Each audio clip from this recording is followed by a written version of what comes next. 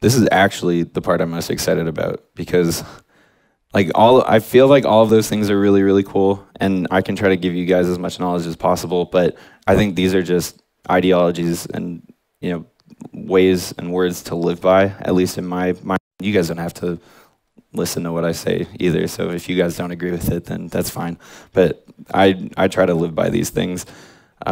If you're passionate and you have drive, everything will fall into place. That's like the biggest one for me. I immigrated to the US. I now live in the US. I have a visa to live in the US.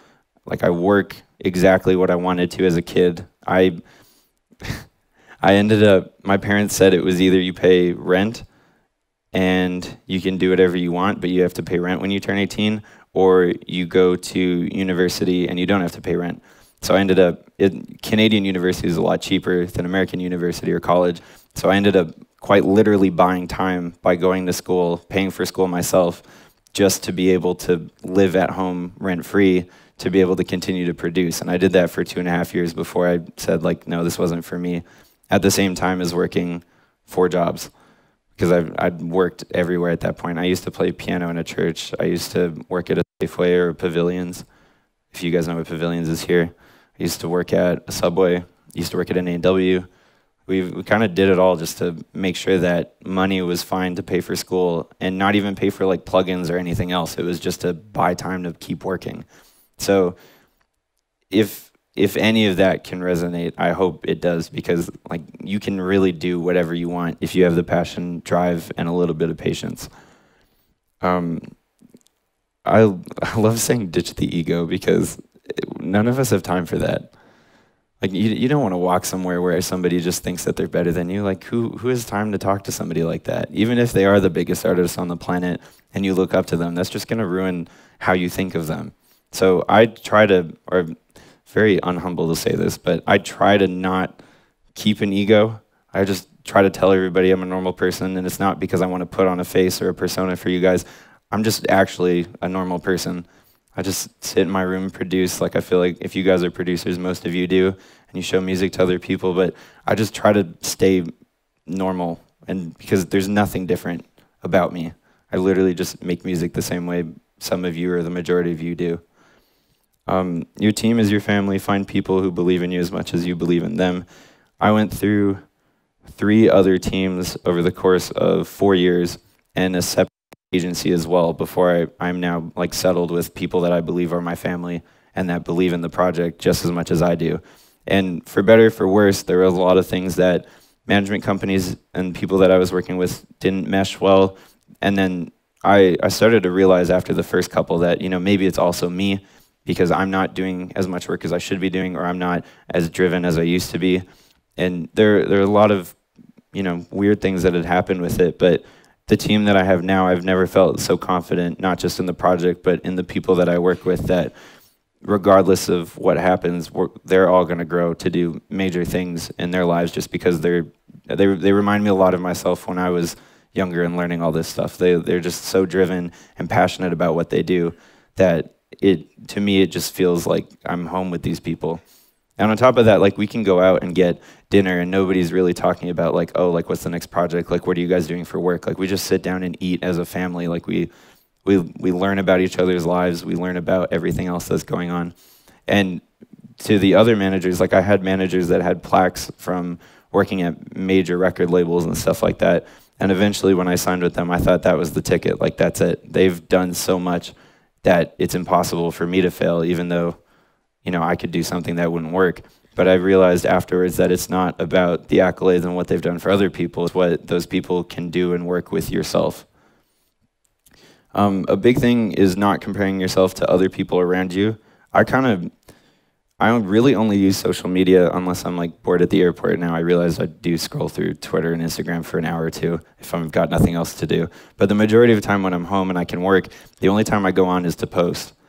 So I've tried to do that half from, not wanting to be stuck on social media all the time, but at the same time it also helps me not worry about what other friends are not in a bad way either. It's like, I want to know what other people are accomplishing, but I don't want to relate that to myself and my accomplishments and say, oh, well, somebody else got 10,000 plays on a song. Like, why can't I do that? because I feel like that's just negative energy to put to yourself. And instead of wasting your time being upset that somebody else is succeeding, why not better yourself and do something for yourself instead of, getting mad at friends doing stuff? Which I also used to be like that. I used to get really mad when I saw people succeeding.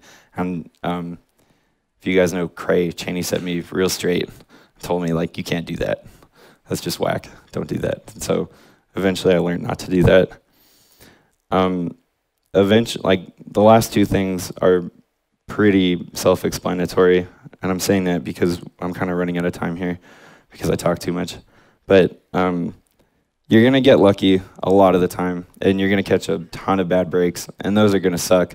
But you just have to keep pushing. Like, once you don't want to give up at the first sign of anything negative happening, because eventually, like, we could have given up at any point. I could have given up when, the first management team didn't work out and we moved on. I could have given up a second time, third time, fourth time, which I just wouldn't let happen. Like, I'm not just gonna let the dream die because, a show offer fell through, or a remix didn't get a blog post, or the song that I just didn't move as much as I wanted it to. Like, you gotta have enough drive and passion in yourself to look past that and say, I love what I do.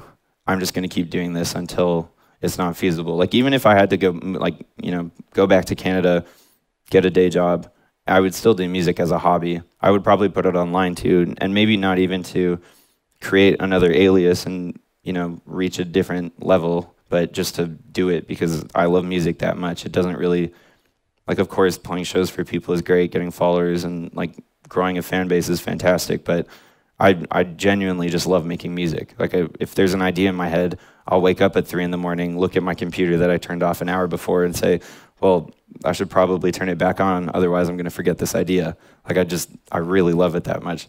So if you guys love it that much and you have, like, a couple of bad breaks, just know that you're gonna get just as many good breaks to come. Maybe they'll take a month, a year, 2 years, 5 years down the line, but it will always come. And going back to immigrating as my last point, I guess, is risk is terrifying, but the leap of faith. What? Yeah, I know. They're telling me I don't have time.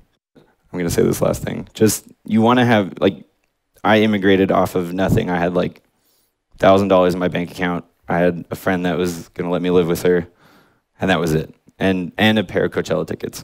And that was what made me quit my job.